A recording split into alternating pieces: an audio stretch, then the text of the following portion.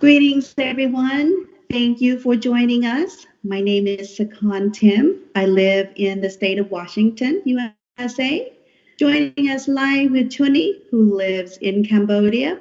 Before we start our program, I want to take this brief moment to pay homage to the triple gems.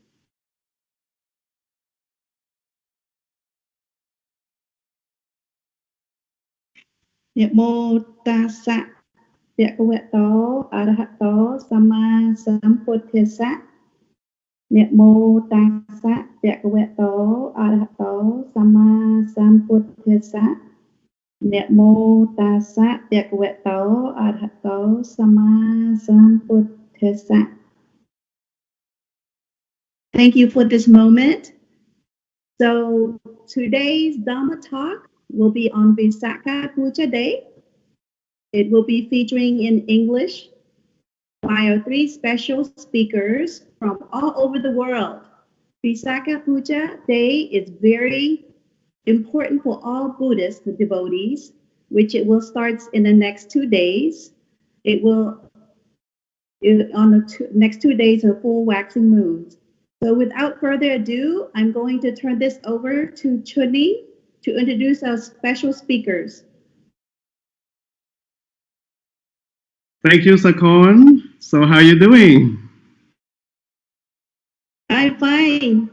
How are Great. you? I'm good. I'm very good.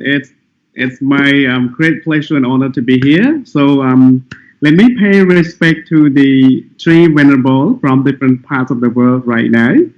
So before the program starts, I would like to introduce our three expert speaker monk from different countries, from different parts of the world. So it's also my great honor and pleasure, and also good evening to the world. Good evening to Cambodia, to all people online right now. So hope you all going to have fantastic time with us tonight. Let me first introduce Venerable Bhikkhu Dhammasena Sienghai, live from Battambang, Cambodia. And currently he is an executive director of Buddhism for Education of Cambodia, a short word called BEC, not BCC, not BBC, BEC. And currently he also involved with a lot of education in Cambodia. He had been contribute so much to the Cambodian community and to support the cause of education in Cambodia. He himself also got first degree from Burma, and then he got his master degree in Buddhist philosophy in Sri Lanka as well. It's my great pleasure and honor to be here tonight. I can't wait to learn from you. And let's move to the second venerable, Bhikkhu Munipatto Theavy, going to be live from Seattle, Washington, United States. He is a founder of Dhammika, also the author of Buddhism terminology. He also have been helping different groups online, support teaching meditation, Buddhism to Western world, and Buddhism to Cambodian online community, which is, as so far I understand it, hundreds of people are joining his programs as well. My great honor to be here with you tonight as well. And come to the third master, Venerable Bhikkhu Kashyap Khemera, live from Colombo, Sri Lanka. He currently is an executive director of International Cambodian Buddhist Center called Wat Khmer in Sri Lanka. He has been teaching meditation and Buddhism for quite a long time, both in Cambodian International Meditation Center, also in Sri Lanka. He also has an online platform teaching Buddhism meditation as well to Cambodian and to all walks of people, all people from all walks of life as well. My great honor to be here tonight, and I also would like to thank to Dhammika technical team, Sister Khunmi and Sister Popaka, who helping connect to this. This is going to be a very special occasion, very special night that three masters are together here to help us understand more about what is Visakha Puja Day. I am myself quite excited already, and also to let all the audience know that we're going to have 1 hour and 30 minutes So at the end, before we end the session, for about 20 minutes before end, we will open for the audience to have question and answer, so that if you have any question, any burning desire question, you can write down, take note, and at the end of the session, you can have the question. So now let me pass back to Sister Sakhan to have some question for the monk, for the master. Yeah. Thank you, Chhunny. So we're going to start with our first question. This is going to be with Venerable Sienghai. So I want to choose him first. Hello, Venerable. How are you? Venerable? Hi, Sakhan. I'm fine, thanks. And how about you? I'm fine. The coronavirus pandemic is outbreak in U.S. How is it right now? Oh, it's getting a little worse, and also it's spreading everywhere, but they're trying to find treatment. Yes, so we're still in quarantine. Some of them, some went out to work. Some who are still quarantined. So like I still do teleworking here. So yes. Yeah, my great condolence to those who lost their beloved one, especially for Cambodian fellow who live in United States who lost their beloved one. Some of my devotees also lost. I felt very sad to hear, they lost of COVID-19. So hopefully this pandemic will finish very soon. Yes, thank you. So, are you ready for our question? Sure. Okay, so what is Visakha Day? What is Visakha Puja Day? Could you explain? Thank you for the question. First of all, I would like to pay my homage to the Buddha, the Dhamma, and the Sangha, and my sincere respect to the most venerable Theavy from USA, and the founder of Dhammika Life, and my respect to Venerable Khemara from Sri Lanka, and say hello to everyone who are watching our live show today. That is very great honor for me to be invited as Dhamma speaker among three of us. So concerning the question about Visakha Puja, I would like to draw the attention to all of you that Visakha is celebrated all over the world, not only in Cambodia, but other countries, which embrace Buddhism. And you can see in United Nations, United Nations does not belong to any religion or any faith. It's very big organization, but they also celebrate this event. We say UN Visakha. And most important thing for all of us is United Nations officially recognize Visakha Day as International Day. So it is very proud to be a Buddhist and also recognized and acknowledged by the world institution that is United Nations. Actually, I have been in New York for this event last year to join the International UN Visakha Day in headquarters. It's very amazing and a lot of experience, to see a lot of people joining this Visakha in headquarters. But unfortunately for this year, because of COVID-19 pandemic, we could not afford it to do, to do so even in Cambodia, So we were really sorry for that. So I think all of you really missed this time, and the Visakha is coming in next 2 days. So hopefully everyone will join it and celebrate it. So back to the question. She asked me, what is Visakha Puja? So to understand this question, I think we should know what is Vesa and what is Puja. In Khmer, we say Visakha Puja, and internationally we can understand Visakha Puja, or in United Nations just called UN Vesa, also understandably international. So I can elaborate a little bit. Puja or Puja in this context. I mean, in this context, not other context. In this context, it's just like a celebration. Puja is celebration.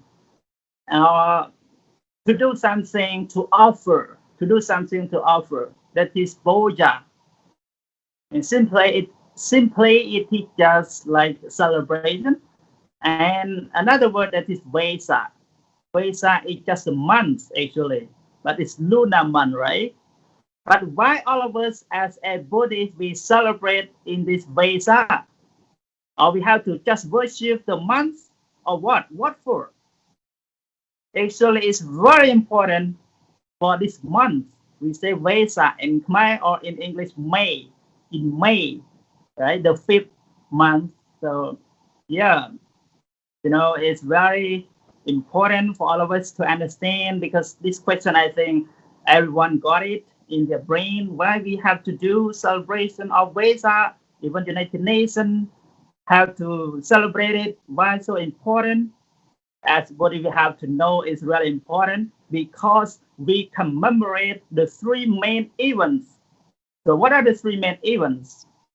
The first one is to commemorate when the Buddha was born at 80 years before Buddhist era. So you might confuse, what is that? Because Buddhist era, we count it from when the Buddha passed away, right? So when he was born, that is mean 80 years before Buddhist era. This is to commemorate the first one.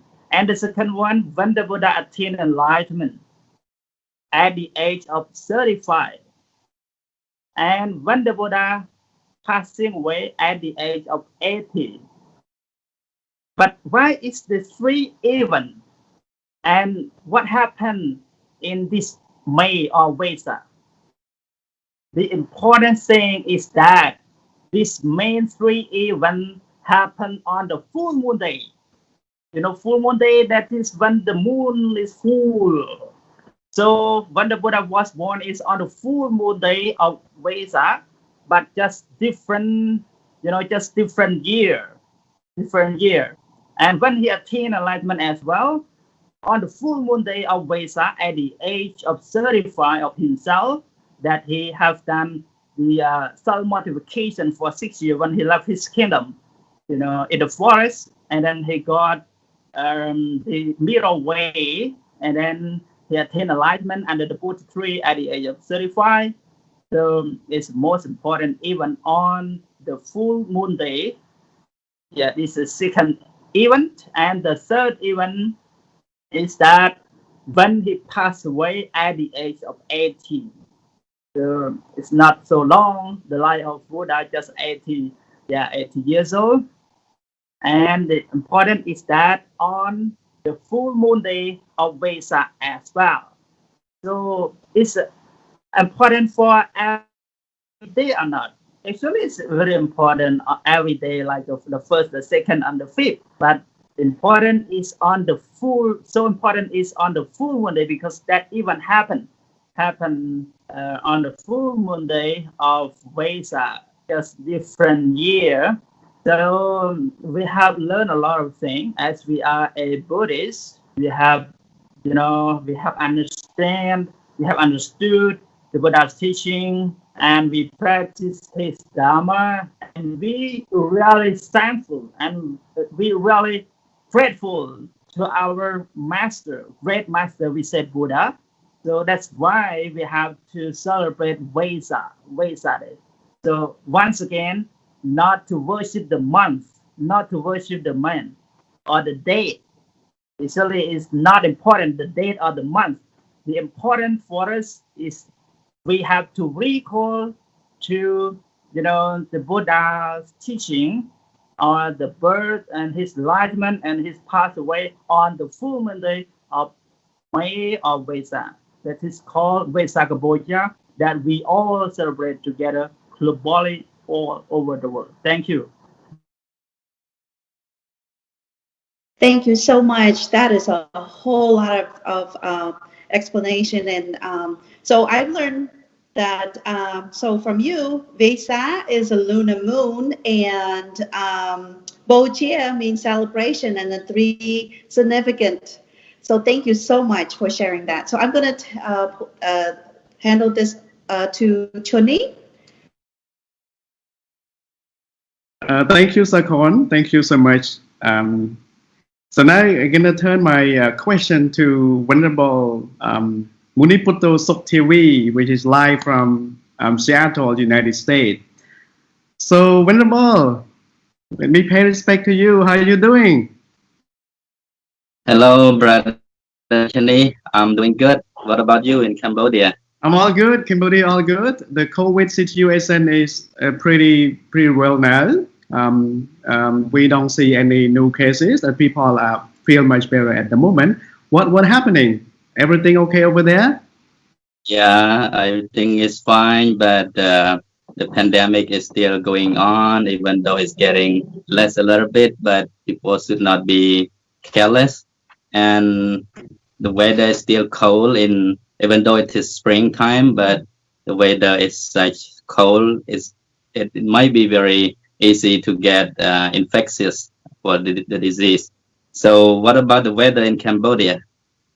The weather in Cambodia is getting hot. Sometimes we get some rain, which is good, the hot and the rain. So pretty well. So anyway, Venerable, thank you so much for updating. And now I have a question for you.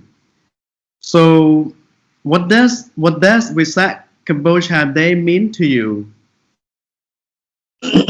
Would you please help explain in a very simple way for those who new to Buddhism, for those who new to Visakha Puja Day as well? Thank you.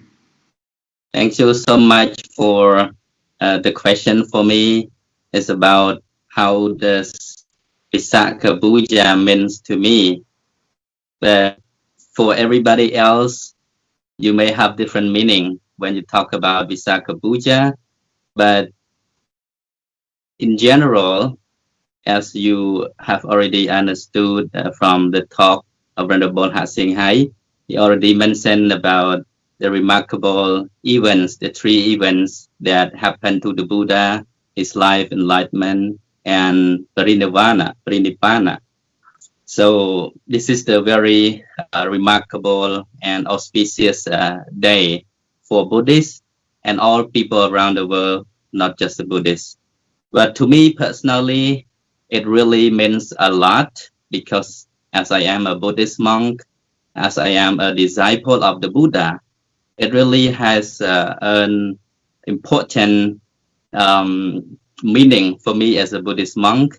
And also it reminds me of who I am when we honor the Buddha by practicing his teaching, by celebrating Visakha Puja. It reminds me of who I am and the source, the origin of why I can become a monk is because of Buddhism, because of the teachings of the Buddha, because of the dispensation, the sasana that the Buddha expounded come as a teaching the Dhamma to the world. Otherwise, I would have been as a monk without the teachings of Buddhism. So in that regard, it really means a lot to me.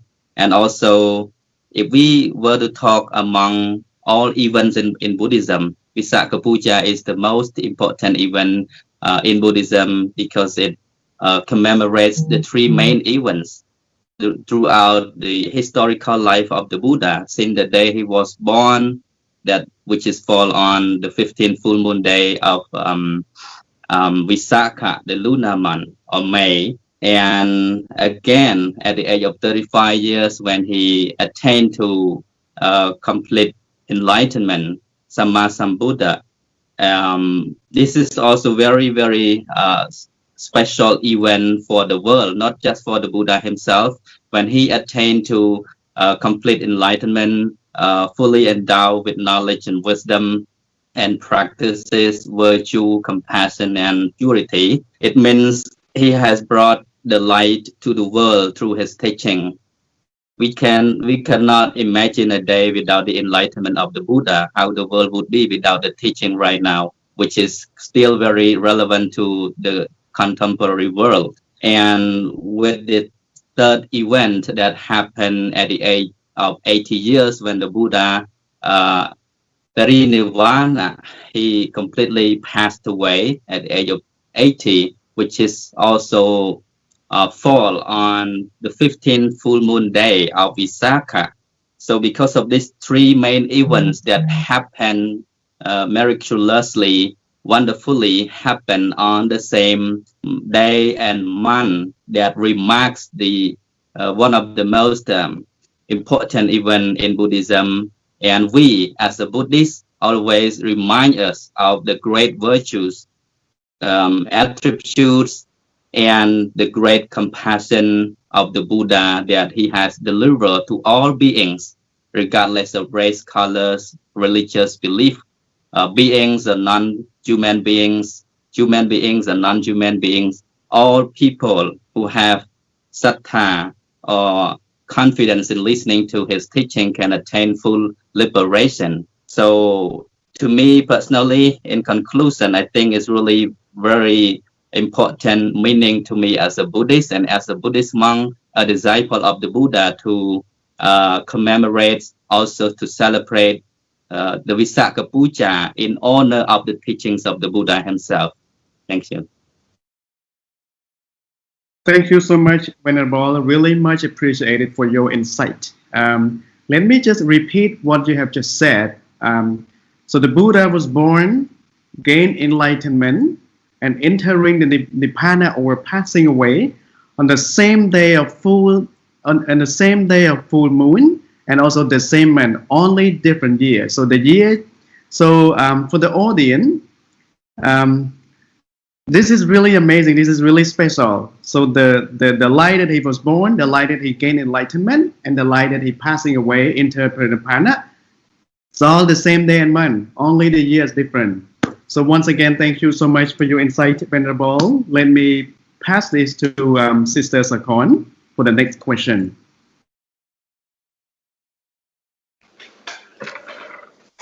Thank you, Chhunny. So our next questions that I would like to ask is, I would like to press Venerable Hun Camera. So Venerable Hun Camera, are you here with us? Yeah, I'm here. Very good evening, sister. Hi, good morning. I'm honored to meet, to be joining in with you, and thank you for joining us. And so, how's the weather in Sri Lanka? Weather in Sri Lanka is hot, but this day it's raining. Oh, is it raining? Oh, goodness. Yeah. So, how are you today? I'm doing great, and yeah, that's all. Oh, and thank you. Thank you. So, I would like to ask you, is Visakha Day only for Buddhists?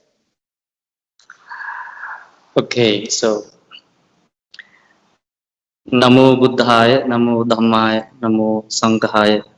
May my homage to the Buddha, to the Dhamma, to the Sangha.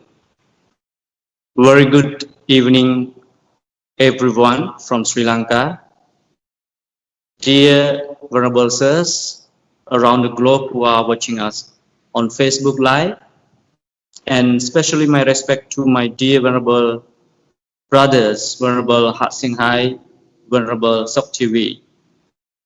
And I would like to say a very good evening from Sri Lanka to my dear devotees around the globe and my Dhamma friends around the world, and especially to our meritorious coordinators from Cambodia and from United States, and to the technical team. Before answering the question whether Visakha Puja or Visakha Day is important only for Buddhists, let me briefly elaborate the core teaching of Buddhism. So I think once the answer, the question is answered, what is the core teaching of Buddhism? I mean that the particular question will be fully answered. So, according to social sciences and natural sciences, human is a product of evolutionary process of social, psychological, and biological amalgamation or composition.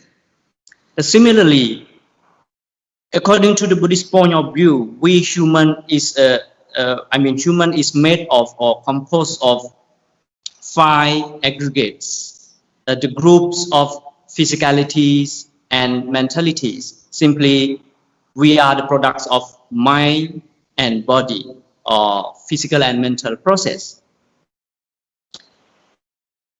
So in the light of that philosophy, regardless of nationalities, races, ethnicities, religion, country where you are from, culture which you are belong to, we have and we share the same senses and organs and limbs. Blood, our blood is red. And in addition, we experience, the same wide ranges of thoughts and emotions. It means that we, physically suffer from different ailments, diseases, sickness. Most apparently, human are vulnerable to, the COVID-19, the pandemic. And in addition, we also vulnerable to, different kinds of psychic irritants, such as depression, anxiety, and so on. So this is the reality of life. And the Buddha came to this world to show us this is the reality of life. That is why Buddhism is humanistic, and it is very universal, because it emphasizes on the issues that everyone can experience. Then, in addition, let me explain you the qualities of Buddha's teaching, and we call it Nibbana or enlightenment.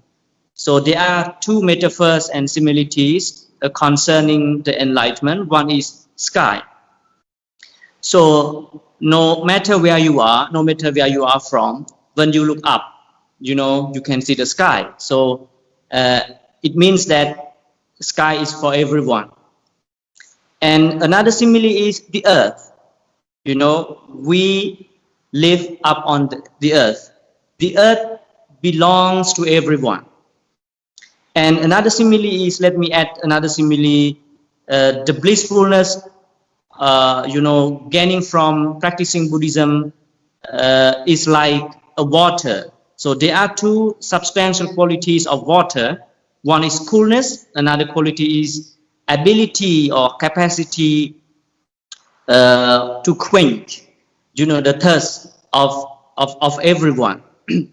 So in the light of the metaphors, it suggests that wherever Buddha has found the enlightenment is common to everyone. Because why? Because we have been suffering from different kinds of or wide ranges of physical and mental diseases.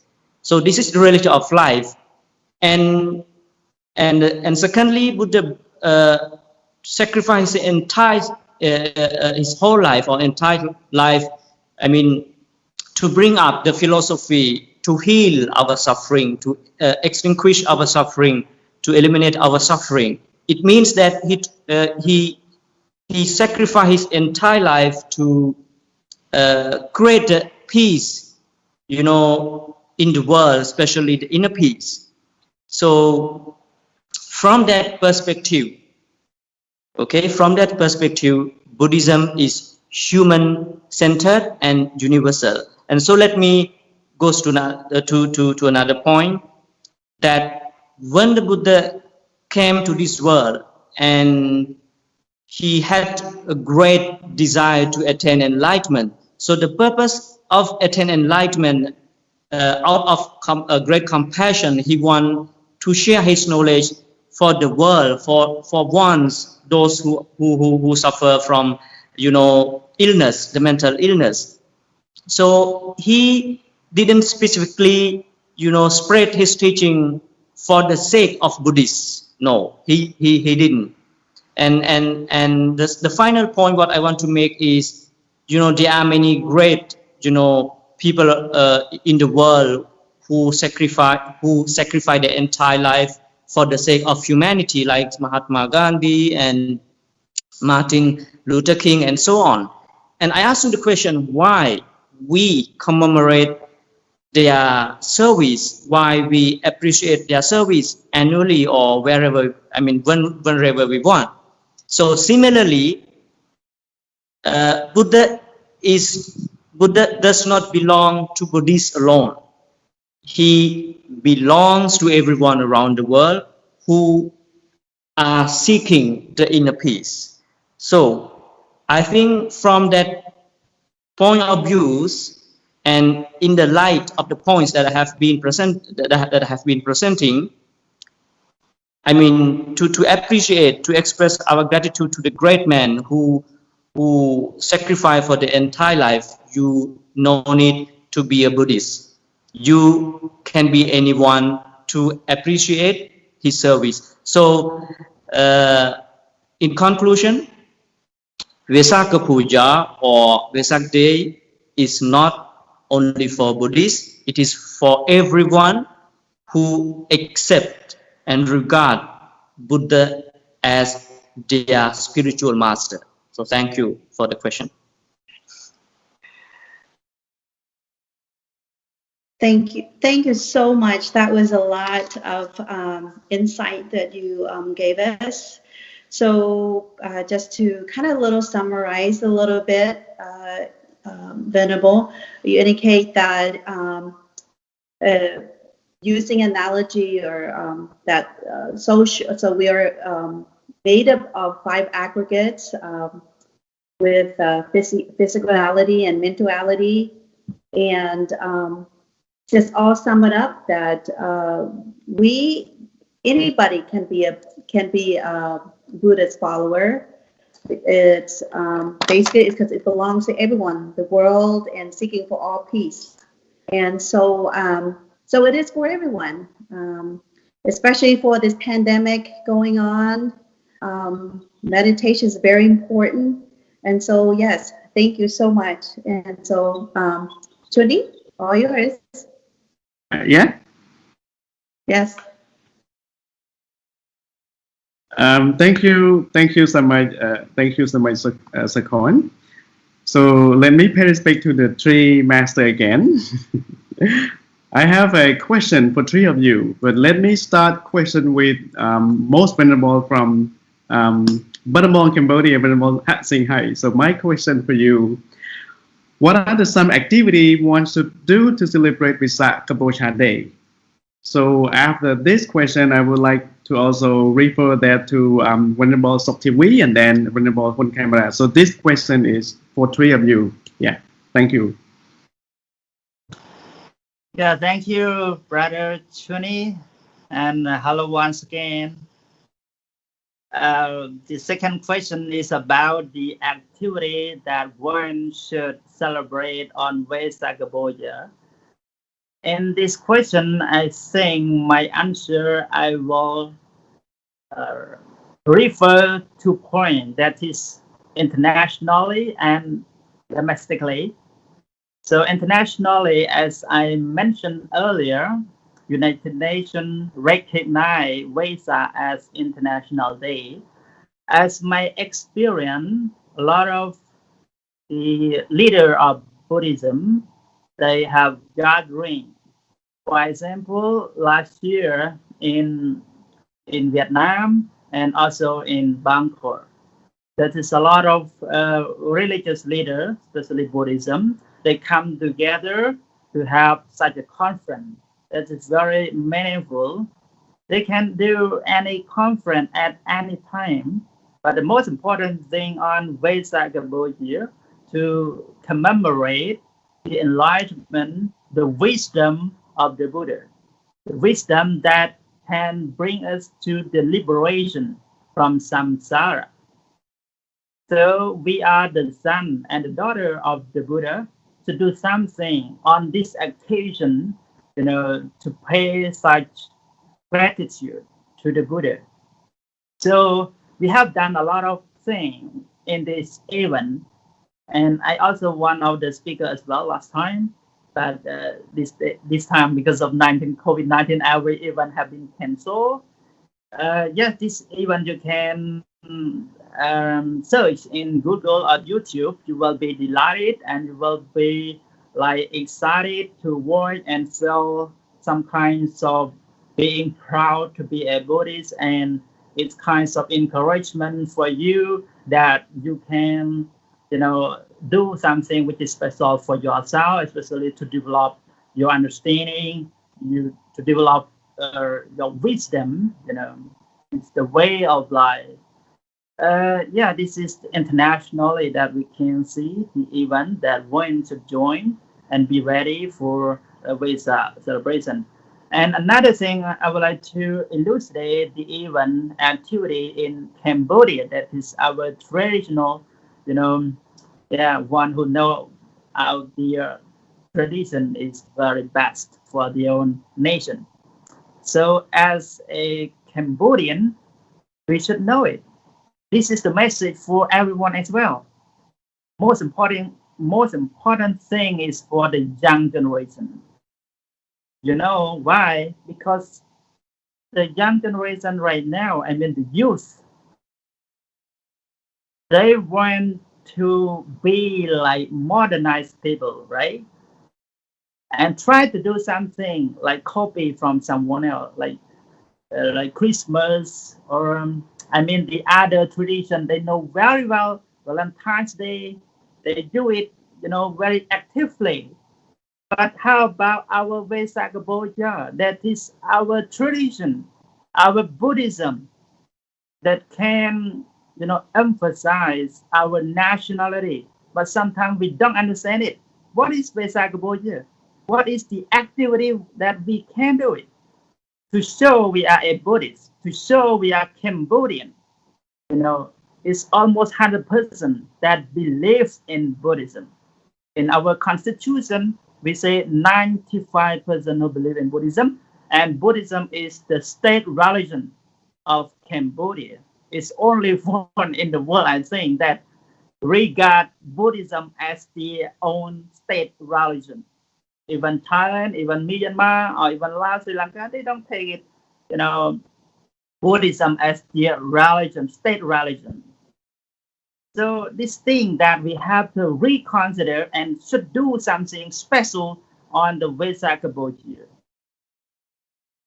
As our tradition on this occasion, on this event, all Buddhists, have to gathering in the temple.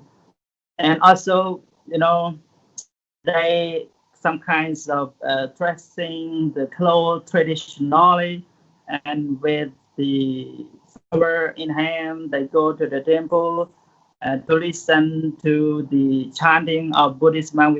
We say Parita chanting, and after that, the monk gives Dhamma talk to the lay followers, and this is happen in particular monastery. But other monasteries, they do different ways, some kinds of Dhamma talk with the Dhamma discussion, monk to monk, or they may have some activity like we have a question and answer, some kinds of conversation about Dhamma, about Buddhism. And our traditional is very important as well.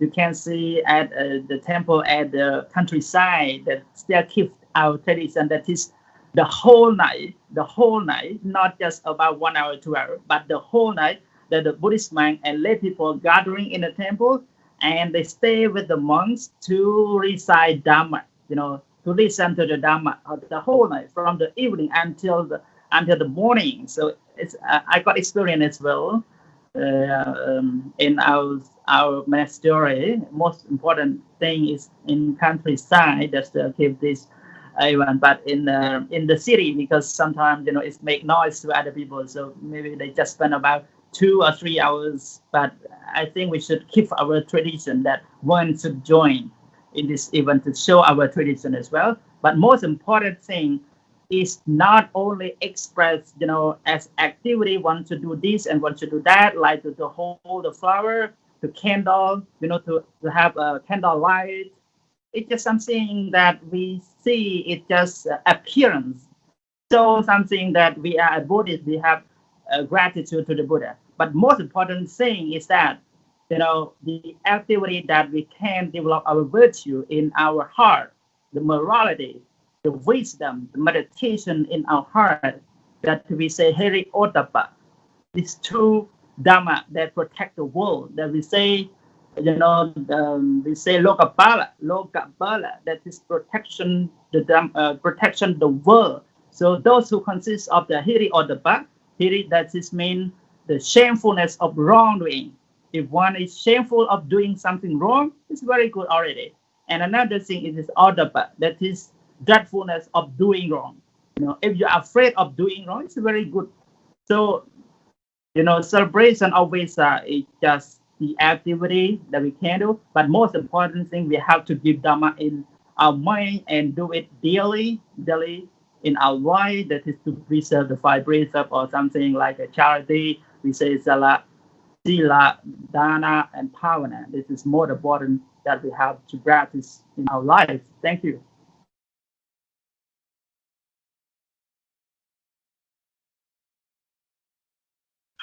So thank you, Venerable Sienghai. And I'm gonna add something a little bit concerning with the question raised about what are some activities that one should perform on this special event, Visakha Puja Day.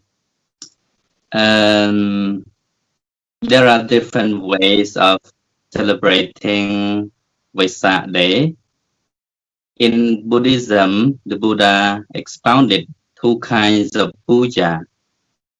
One, Amisa puja, material offerings, and second, Padipatti puja, spiritual offering, practicing. In this regards, one can perform any offering.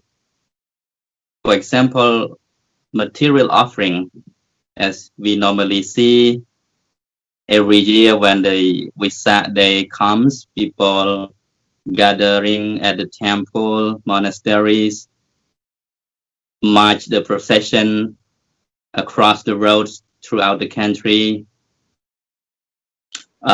printing some banners and posters with the 3 events of the Buddha: birth, enlightenment, and parinibbana. And some people broadcast the message about the Vesak Day on radio, on TV. And some people make offerings by giving away the charity, generosity, bringing some donation to the local temples, charity to the beggars and those who are in need. And for the Buddha, some also bring some flowers, candles, incense, food, offering to the Buddha, to the monks at the temple. That is the material offerings. But the Buddha appreciate very much when his disciples, when his followers are able to perform the Padipatta Puja, which means taking or applying his teaching into daily life, undertaking precepts, practicing meditation, developing wisdom, panya. This is the practicing or spiritual offering that one can make to honor the Buddha. I remember the Buddha expounded that Yo Dhammang Pasati, So Mang Pasati. Yo Mang Pasati, So Dhammang Pasati. Those who sees me sees the Dhamma.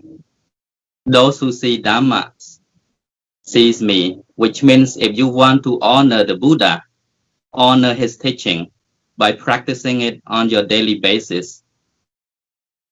Basically, the 5 precepts, if we regard ourselves, if we call ourselves as a Buddhist, then it's a duty for us to abide by and undertake the 5 precepts without any break. For example, refraining from harming or killing any living beings, refraining from taking what is not given, stealing, cheating, etc., abstaining from sexual misconduct or committing adultery, abandoning from lying or false speech, and the intention to refrain from taking any intoxicated drinks and using drugs, which cause to lose mindfulness. So this is very basic principle that one should be able to practice on daily basis as a Buddhist.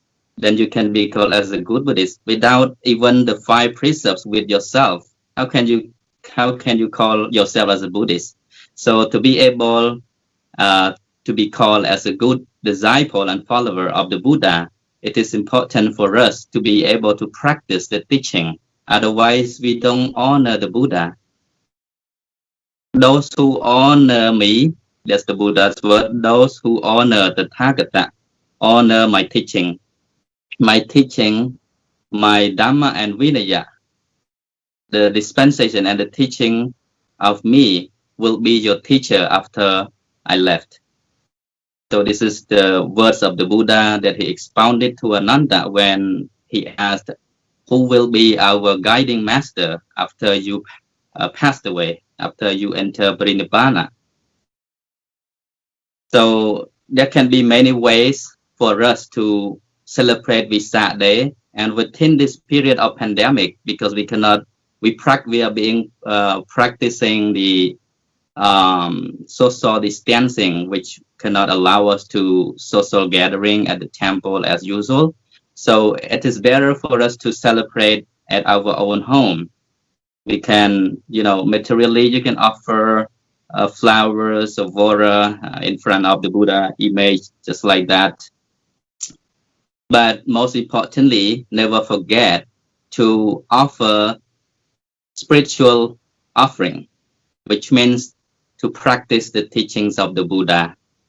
At least on this very special occasion, observe 5 precepts or 8 precepts, practice some time of meditation, maybe metta bhavana, sharing loving kindness and friendliness to all beings in the whole universe, and listening to the Dhamma talk, chanting, parita recitation, do whatever that come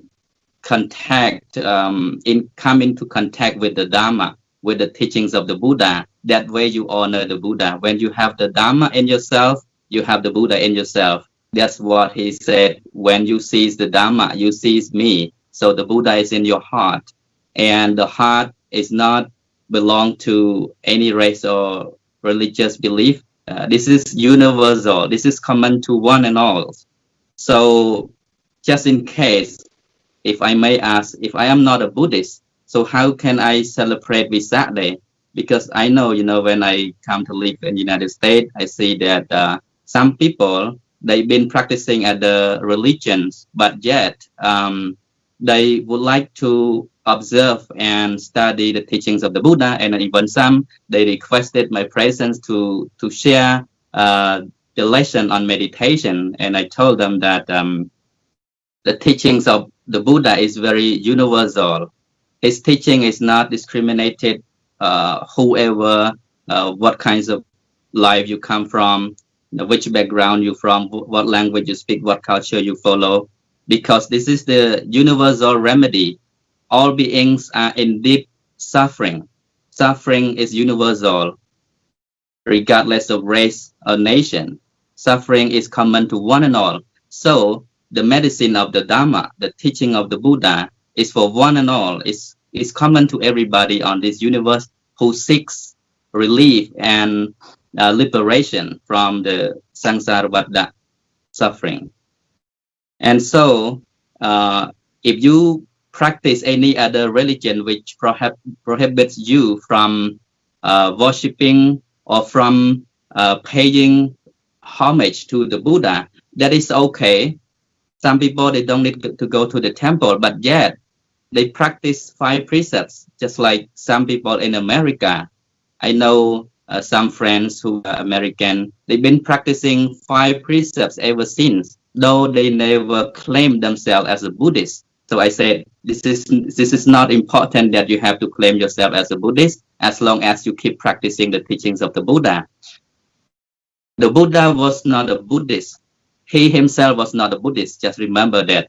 But he practiced the Dhamma, the reality, the absolute and ultimate reality, which leads him to attain complete liberation, emancipation, and freedom from suffering. So anybody can practice Buddhism. You also can celebrate Visakha Day in your own way. You don't need to do material offerings, yet you can practice the teaching of the Buddha, observing, undertaking the 5 precepts, practicing meditation, developing your panya, wisdom, by listening to the Dhamma talk, reading the Buddhist scriptures and texts, asking questions, getting involved with the monk, being happy, enjoying, discussing in the Dhamma. That's it. Thank you, and I would like to pass on to Venerable on camera.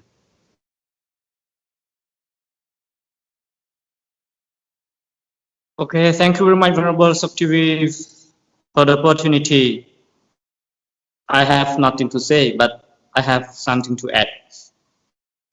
Besides what my 2 brothers have been mentioning, let me simply elaborate what they want to tell you.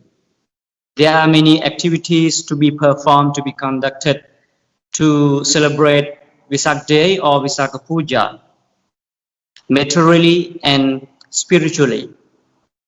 But you have to ask yourself, what is the unique, what is the fundamental practices you have to follow? Simply try your best to be a good person. That is the best offering you can make to the Buddha.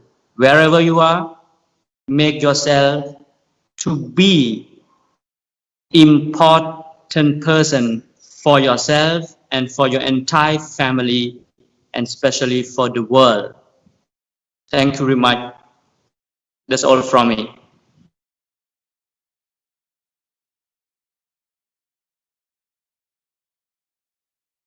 Thank you so much for 3 Master, 3 Venerable, for your insight on this question. I mean, this has been really helpful. I think as a matter of time, first I thought of passing this to Sister Sakhan to handle this question, but I think for now we would like to turn this to the audience. Let me just repeat Khmer a little bit. អញ្ចឹងឥឡូវនេះដល់ពេលដែលជម្រាបសួរបងប្អូនទស្សនិកជនដែលកំពុងតែតាមដាននៅ online នេះឥឡូវនេះបងប្អូនអាចសួរសំណួរបានហើយអាចសួរសំណួរជាភាសាខ្មែរក៏បានជាភាសាអង់គ្លេសក៏បានបើជាភាសាខ្មែរចាំខ្ញុំជួយបកប្រែជាភាសាអង់គ្លេសក៏មានលក្ខណៈងាយស្រួលដែរហើយឥឡូវនេះយើងមានសំណួរ2សំណួរហើយសំណួរទី1មកពី so now we have 2 questions. I mean, this question refers to the 3 Master. However, I would like to start with again with Venerable Sienghai. Mainly, he's been traveling a lot, joined different United Nations. I mean, Visakha Puja organized by UN in different countries around the world. The question from Kuntihin The question was, please emphasize more what is unique practice in Buddhism. So I think this question will go to Tree's master, but maybe each of you will just short a little bit step by step. Yeah, please.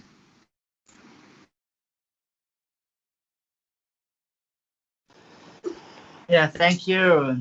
And hello once again to everyone who are watching our Dhamma live show. That is our first time ever to have Dhamma discussion in English.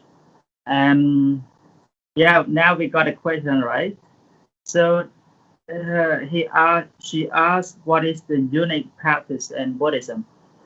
I think it's very hard to answer for me personally. I think very hard for me, but I will try.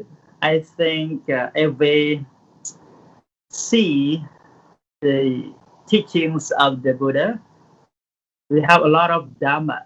Buddha's teaching 84,000 units of the Dhamma. 84,000 units of the Dhamma. That is a lot. But we can summarize in 3. That is sababapa sa'agaranang, kusalaso pasambada sa'jataparyo dapanang. It means do not do evil deed, the first one. And the second, perform meritorious deed, that is do good deed. And the third, to purify one's own mind. Our mind have to be purified. This is the Buddha's teaching. And in Buddhist scripture, the Buddha mentioned a lot of things, like we have to do dana, and then sila, and then they will give the result, like in the heaven. We say anupopi katha. Anupopi katha is mentioned about dana katha, sila katha, saka katha, and then atinava katha, and nekama nisangsa. So there is a step what I want to say, because sometimes you say, what is unique? Unique. So you have to understand a lot of things, and based on your understanding, ability as well, whether how much you understand it. So, it's based on the nature of man as well. When the Buddha was alive, he gave the Dhamma talk. He can understand the others, the listener who listen to his teaching, and what the listener want to listen to his teaching. So he gives that teaching straightly to the listener. But for us now, like for us as a Dhamma speaker right now, we cannot read any mind of the people, right? We don't understand, we don't know their mind at all, what they want to listen and what they want to know exactly. So we just speak generally. So I think we firstly, people just like to practice dana and dana. But after dana, the dana katha and then sila katha, we talk about morality, and then will result in the heaven. And for those who realize that our practice is not really for liberation, and they will find a way, to get rid of all defilement, all ignorance, to attain Nibbana. So this is the practice that we can see in Buddhism. And one thing that we know and only stated in Buddhism, that is the theory of Nibbana, for liberation. Other religion, other faith, they never talk about liberation. Be free from all suffering. No, we could not find it. Or to be attained as noble person, we could not find it. As Arya Pugala, a noble person, we could not find it, because they talk about only the heaven and the hell only. Like other religion, you can understand it as eternal life only in the heaven, or eternal life in the hell. But in Buddhism, hell or heaven is not eternal. It's not eternal. So only Nibbana will be eternal, and we still have the cost to give the rebirth in the heaven or hell. So by practicing the morality, say Sila, Samadhi, and Panya. Sila is morality, Samadhi is concentration, and Panya, that is wisdom. So when who practice, the Sila, Samadhi, Panya, we say the threefold training is the way for liberation.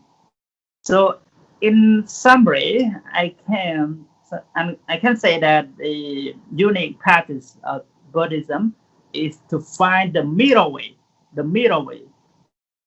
The middle way is the best unique to practice in Buddhism. You can refer to Sila, Samadhi, and Panya or the Noble Eightfold Path. Thank you. Thank you so much, Venerable. So let me pass this to Venerable Theavy from United States, and I'll keep Venerable Khemara for the next question for the sake of the time.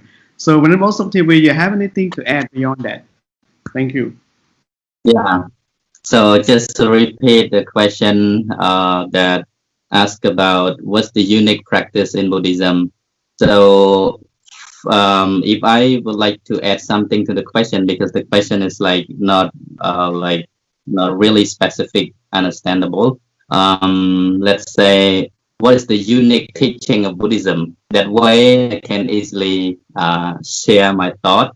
If we talk about the unique teachings in Buddhism, or the central essence of the Buddha's teaching is come down to the Four Noble Truths. The Four Noble Truths in Pali, Chatura Rijasajja, which means the truth which has been realized by the Noble Ones. So the Noble Ones are not worldly, ordinary beings just like us, but those who have already attained at least to the very first stage of enlightenment, Sotapatimaka or Sotapatipala, the stream of entry, which means they will not come back again to the fourfold world, Apayapumi.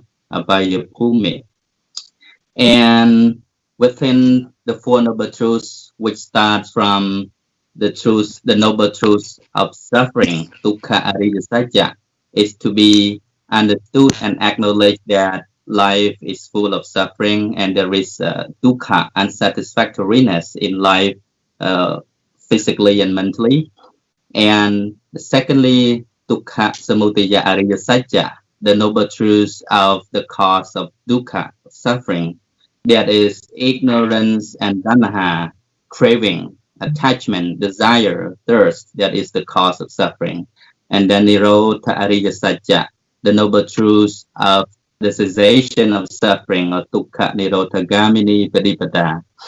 Dukkha nirodha. And then finally, dukkha nirodha gamini padipada, or magga satya, the noble truths of the way leading to the cessation of suffering, which has 8 factors. We call it the noble 8 factors, Ariya Atthangigama. So this is the only way for the purification of beings, for leading to the complete cessation from suffering. I think that is the unique teaching in Buddhism that doesn't have in any other religious belief. And then with that regards, for us, if we should practice, what should we practice in order to be in accordance with the teachings of the Buddha? Just practice in short, because there are many teachings that you have learned, but in short, practicing, just like Venerable Sienghai already mentioned, Dana, Sila, and Panya, by observing 5 precepts, 8 precepts, 10 precepts, etc. Undertaking meditation on daily basis, not just when you come to the temple, but practice everywhere. Be mindful in your everyday activities, walking, standing, sitting, sleeping, eating, bathing, whatever you're doing. Even you are at the office, practicing anything, while eating, while sleeping, while being awake, you need to be mindful. in regards to your eye, ear, nose, tongue, body, and mind. The way you see, the way you hear, the way you smell, the way you taste, the way you think, the way you come into contact with material things. Just be mindful and develop your wisdom.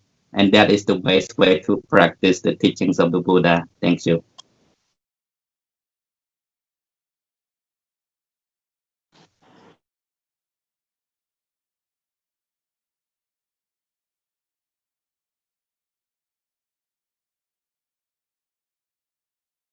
Okay, I'm done. The Chhunny, you can start the next question for Venerable on camera.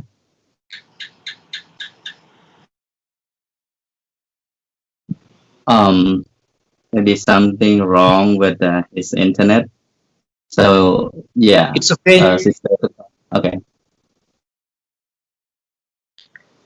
So thank you very much, Venerable Soktivi, for giving me a chance to answer the question. So let me read the question again.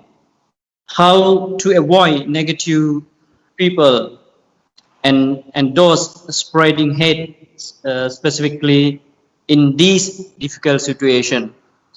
Before straight away answering the particular question, let me add something to what my two brothers have been sharing. So the unique or fundamental teaching of Buddhism is to totally transform yourself into someone absolutely new. This is unique and fundamental teaching of Buddhism. It means that we put our entire effort to practice Buddhism is to change the way we think mentally. So to the best of my knowledge, so in my technical term, I say that it is a transformation of inner interpretation system that is the final liberation in Buddhism. So the question, how to avoid negative people? So, and it is very meaningful and very important question. So thank you very much for the question.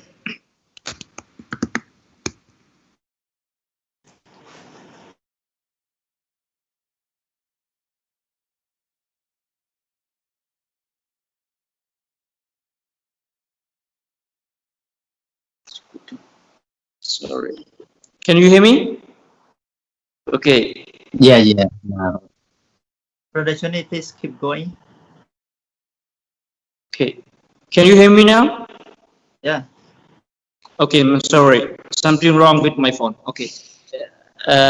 Even we are monks, we have been in difficult situation also. So the main point is, so the key point is, we have to train our mind to change the way we look at the situation. It means that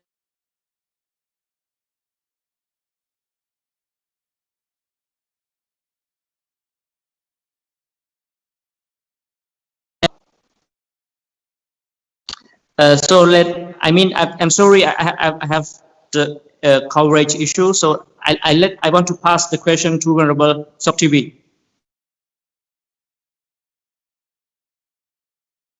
Okay. Yeah, it seems like he has a internet problem. So I will continue to answer the question that how to avoid bad people. So to answer this question, I think from my point of view, we don't need to avoid bad people. No matter how much we want to get away from bad people or people we consider that they dislike us or they disturb us in any ways, we can never get away from bad people, because this is the nature of life, that we have to face both, all kinds of people, bad or good, like and dislike, happy or suffering, This is the nature of life that we have to face on both sides. Otherwise, life is not balanced. If you always meet only good things or desirable things that you wish, or if you only meet only good people or people you love, then the Buddha would then expound it that Dukkha Satya or Dukkha Ariya Satya. The noble truth is that life is suffering. So first of all, we accept reality that there are some people who are hard to deal with, but we have to change the way we look at the people. The Buddha already taught that, oh monks, how will you deal with those people who are cunning, who are bad temper, who are full of hatred and evil, wicked mind? The Buddha then expounded that you don't hate them, you don't revenge them, even though they have done something bad to you, even though they want to take your life. You should not turn towards them with anger or hatred or animosity, hostility, but instead you should be compassionate. Develop your kindness. When your heart is full of compassion and loving friendliness, you will not develop revenge or ill will to anybody. We have to think positively, just like what the Buddha taught in the right thought, Samma Sankappa. We have to look at the situation with our heart full of compassion, not the heart full of hatred. This is not the way of the Buddha's teaching. If we are to face or deal with bad people, what we do is just to have the mind full of love for them. We understand that because of their ignorance, because of their darkness, that is why they cannot see what is right and wrong. That is why they commit mistakes. So all the time, just keep in mind that you always full of compassion and loving kindness to everybody, no matter if they do bad things toward you. I think that's the way we can deal with bad people. Thank you, and I would like to pass to Venerable Sienghai to add something on this. I think that is enough. I'm sure what I want to say, we should not associate with the fool, because the fool always, make harmful to other people who live around. But most important thing, we cannot avoid. So we just not associate with them, the fool, but to face that problem, and we find out the solution to live our happy life. One saying that we should not, send our happiness to other people. I mean, to find out the happiness from other people. So when people cause problem, we will be not happy, right? Because a lot of people who live around us is not really what we want, not we want, like we want to associate with the good friend or the good people, but the other people is not really good. So the most important thing is to live with ourselves, to find out the solution within ourselves, to be happy the way we are, do what we're supposed to do. That's good, and to accept the reality. So this is, we say, Vipassana. It's a very good thing that we can practice in our daily life. See something is good or bad as they really are. That is arising and falling. That when about Theavy just mentioned the worldly Dhamma, we say Lokator, right? Lokator, the worldly Dhamma that we always face, like happiness and then suffering and happiness, fame and defame, loss and gain, reputation and fame. So this happened for everybody in this world. Thank you.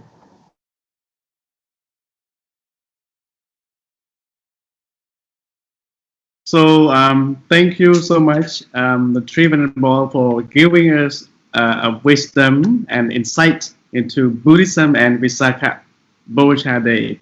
So for the tonight, I would like to invite three of you to just give us short advice for a few days before Visakha Puja is coming. So let's just start that from I think Venerable Khemera, are you right? You okay? You back now? Are you connected? So let's start it from Venerable Khemera from Sri Lanka, Colombo, Sri Lanka. Please just three of you can just say the final word for tonight. I mean, before we end the show, we would like to hear your final word for tonight. What should we do before the Visakha Puja is coming? Yeah, thank you.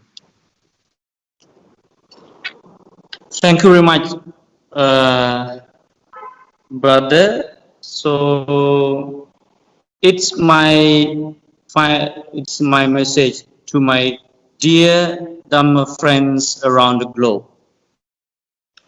In order to make this Visakha Puja meaningful, to be the best offering to the Buddha, keep smiling, stay hygienic, remain spiritually calm, to console yourself that you are not stuck at home, you are safe at home, because your home is not a prison, it's a peaceful shelter where you have to decide most to stay. Make your heart a temple, make your home a peaceful shelter.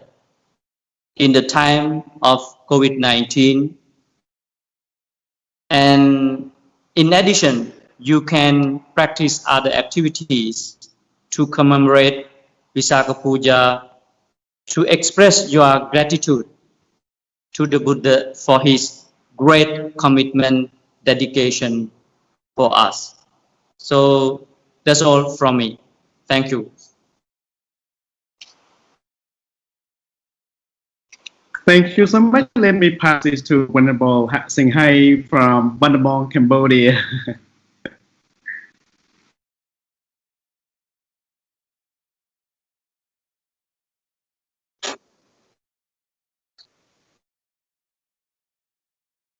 Đã xâm lệnh, cái này đã xâm lệnh. Okay, thank you. Sorry for the technical problem. So before I convey my message, can I just add a little bit more, because I think, okay, thank you. Vesa, as we discussed earlier, it is officially acknowledged by United Nations. So sometimes we wondering why United Nations officially recognize as International Day. So this is very important, because if we study the background of United Nations was founded, it is after the World War II. All the nations, all the countries have to come together to find the solution, not to make other war happen once again, like we can say like the Third World War. So they have the headquarters in New York, that is United Nations, and they have another branch like UNESCO in Paris or in Switzerland as well. Yeah, one thing that I have to mention, Vesa also celebrated in UNESCO as well. I have been there many years ago. Yeah, it's not only in the New York headquarters who celebrated Vesa Day, but also in UNESCO in Paris as well. Very glad I joined with Khemera as well.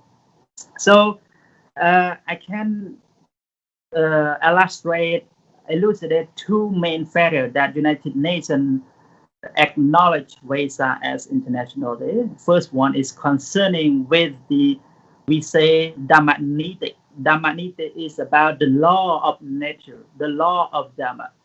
So Buddhism have the teaching, to bring people to live in harmonious way, happy life. The one who practice Dhamma will gain happiness in present life and also contribute to the society. And another thing, because of the life of the Buddha is really connected with the world, connected with the nature. If you see when the Buddha was born, also in the forest, when the Buddha attained enlightenment, also under the Bodhi tree, and when the Buddha passing away, also under the tree. So this three men, even in Vesak, is talking about expressing the nature that the Buddha loved. So if we know right now the world is changing, you see the global warming and climate change. We have natural disaster. There's a lot happen in the world. So if we study on Buddhism, we will find out that Buddhism is really love nature. So everyone have to protect the nature. This is something that I would like to add up some more. And then my message is that for the last, as we are a Buddhist, we should be proud to celebrate this Vesak Day because it is internationally recognized. And I would like to add a little bit more because the greatest scientist, Albert Einstein, what Albert Einstein talk about Buddhism, he say, please remember, if I could not remember everything, Albert Einstein, the greatest scientist, he said, the religion of the future will be a cosmic religion. It should transcend a personal God and avoid dogma and theology, covering both natural and spiritual, a meaningful unity. And what he said, Buddhism answer this description. Buddhism answer description. So what is his description? Description is that the region of the future is cosmic religion and transcend a personal God, avoid dogma and theory, covering both natural and spiritual, meaningful unity. So Buddhism can give, the exact answer to this description. This is what the greatest scientist, Albert Einstein, talk about Buddhism. And he said that he's not a religious person. He's not a religious person. If he a religious person, he would be a Buddhist. That's why I said we should be proud to be a Buddhist and celebrate Vesak Cambodia proudly and internationally. Thank you very much. Thank you so much, Venerable Sienghai. So now let me pass this to Venerable Theavy, live from United States, for the final word for tonight show. Thank you. Thank you again. Let me pay homage to the Buddha, Dhamma, and Sangha, and all venerable monks who are watching around the world, and dear friends of the universe who also are joining us. And I can see that the question from foreigner is still going on below the chat, but because of the time constrict and also the topic is not related to the question is not related to our topic today, Visakha Puja. So I think we're gonna have those questions sometimes in the next week later when we do another Dhamma talk in English version. As what we have planned that we do this Dhammika live Dhammasena Dhamma talk will be on every Friday, once a week every Friday, and we plan to do it interchangeably, like Khmer version 1 week and then in English version 1 week. So I hope that all the audiences from all over the world can have the question related to Buddhism or any other topics that you may have in your mind to ask on the other occasion. So today we would like to apologize if we could not answer all your questions because of the time constraint and also because of the topic today that we mainly focus on Visakha Puja. So finally, I would like to share some message for friends of the universe that Visakha Puja is a reflection to our daily life.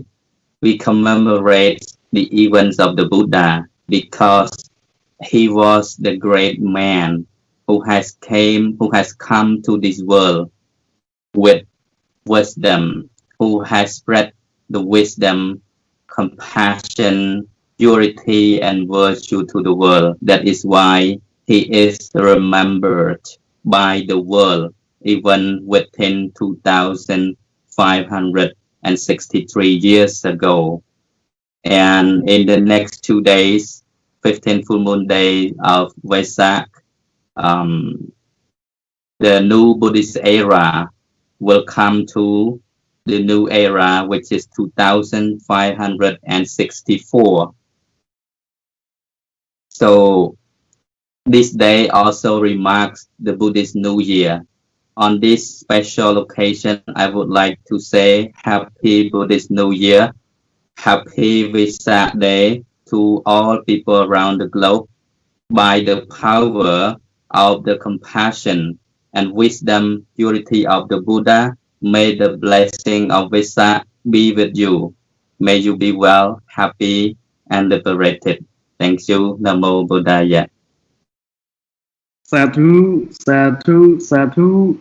Thank you so much, the three venerable, the three master live from once again, Venerable Theavy, live from United States, Venerable Khemara, live from Colombo, Sri Lanka, and Venerable Sienghai, do the live from Battambang, Cambodia. It's been a really great pleasure and thanks for sharing your wisdom and insightful into Visakha Puja and Buddhism. So come to an end. I would like to just summarize a little bit of what happening and what the three masters were sharing as well. So Visakha Puja Day again to remark the three important events, the three most important events in Buddhism. Number one, the remark of the birth of the Buddha, the remark of the enlightenment of the Buddha, and the remark of passing away or entering the Nibbana of the Buddhas as well. And again, happy Buddhist New Year. Happy Visakha Puja Day. Beforehand, I just would like to say thank you again to technical team, the Dhammika Life Foundation, to Sister Papaka who helping connect this to the world, and also my co-presenter, Sister Sakhan, and Bonsrai Kunmili, and also would like to say thank you to the world, to all the audience from different countries around the world, Cambodia or whoever reside from anywhere else, and we are really grateful for that, and also really apologize for any technical problem that happening, because as this is the first time for our English talk show. So by the tradition, after we have done something really good for the world, create positive impact or harmony, we always spread loving kindness to all human beings. By doing that, I would like to invite Venerable Kashyap from Sri Lanka to lead the meditation session for the final for tonight. So please. So thank you very much, brother, and thank you much everyone who have been with us, encouraging us, supporting us to share the real message to the world. Now it's time to practice what the Buddha wanted us to practice. Let us practice metta meditation, loving friendliness meditation. Please find a comfortable posture wherever you are.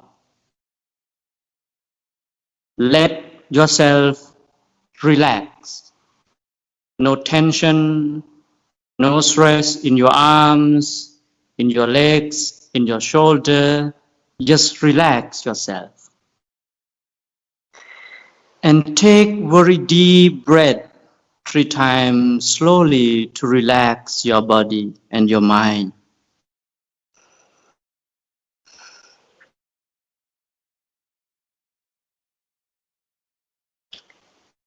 And please focus your mind on the phrases which I will say. Focus on the phrases and the meanings of the phrases. Before that, visualize your happy, smiling face. You are a happy person with a smiling face. You are shining with that compassionate smile. Give it to the world out of compassion. May I be well and happy. May I be free from hatred. May I be free from anger. May I be free from physical and mental sufferings. May I take care of myself happily. Aham averomi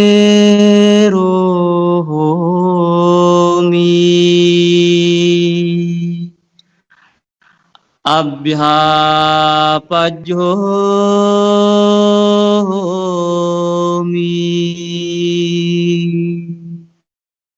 anigomi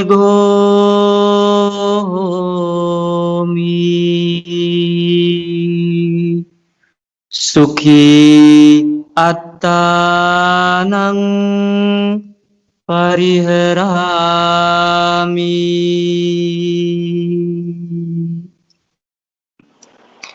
It's time to expand your loving kindness, your compassion towards everyone around you.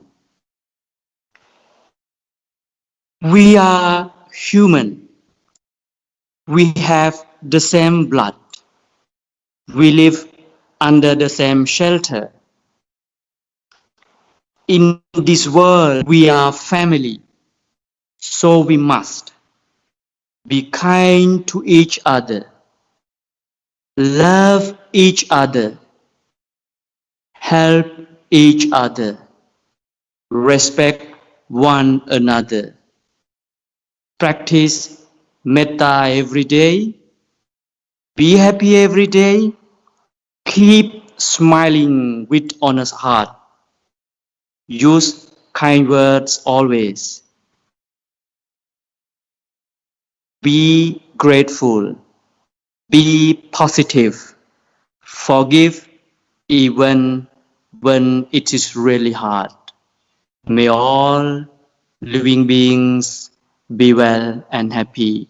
May we all be free from physical and mental sufferings. May everyone who is suffering from COVID-19 be well and happy. By the power of the meritorious deeds we have gained today, may you be well and happy. May you be at ease. Good night. Thank you for being with us. Hope to see you again.